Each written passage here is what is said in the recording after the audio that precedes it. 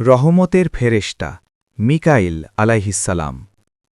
অনেক অনেক বছর আগে যখন পৃথিবী ছিল নির্জন ও শান্ত, তখন আল্লাহ তাআলা তার অসংখ্য ফেরেশতার মধ্যে একজন মহান দায়িত্ব দিলেন। তিনি হলেন হজরত মিকাইল আলাইহিসসালাম। মিকাইল আলাইহিসসালাম ছিলেন রহমত ও বরকতের ফেরেশতা। আল্লাহ তাকে দায়িত্ব দেন পৃথিবীতে বৃষ্টি, রিজিক এবং জীবনের প্রয়োজনীয় নিয়ামত পৌঁছে দেওয়ার। যখন জমিন শুকিয়ে যেত, ফসল পুড়ে যেত, মানুষ কষ্ট পেত, তখন আল্লাহর হুকুমে মিকাইল আলাইহিসসালাম আকাশের মেঘগুলোকে সাজাতেন, বাতাসকে নির্দেশ দিতেন আর বৃষ্টি নামাতেন। একদিন এক ছোট্ট গ্রামে ভয়াবহ খরা দেখা দিল।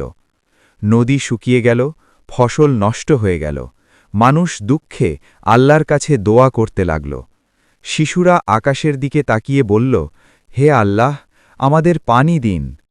মানুষের সেই দোয়া আল্লাহ তাআলা কবুল করলেন। আল্লাহ হুকুম দিলেন, হে মিকাইল, আমার বান্দাদের ওপর রহমত বর্ষণ কর। মিকাইল আলাইহিসসালাম তার ডানা মেলে আকাশে ছড়িয়ে দিলেন মেঘের সমারোহ। কিছুক্ষণের মধ্যেই আকাশ কালো হয়ে গেল, শুরু হল ঝরঝরে বৃষ্টি। শুকনো জমিন প্রাণ ফিরে পেল, নদী ভরে উঠল, ফসল আবার সবুজ হয়ে উঠল। মানুষ আনন্দে বলল, আল্লাহ কত দয়ালু, তিনি আমাদের ভুলে যান না। মিকাইল আলাইহিসসালাম কখনো ক্লান্ত হন না, কখনো ভুল করেন না। তিনি সব সময় আল্লাহর আদেশ পালন করেন এবং পৃথিবীর জীবদের জন্য রহমত পৌঁছে দেন।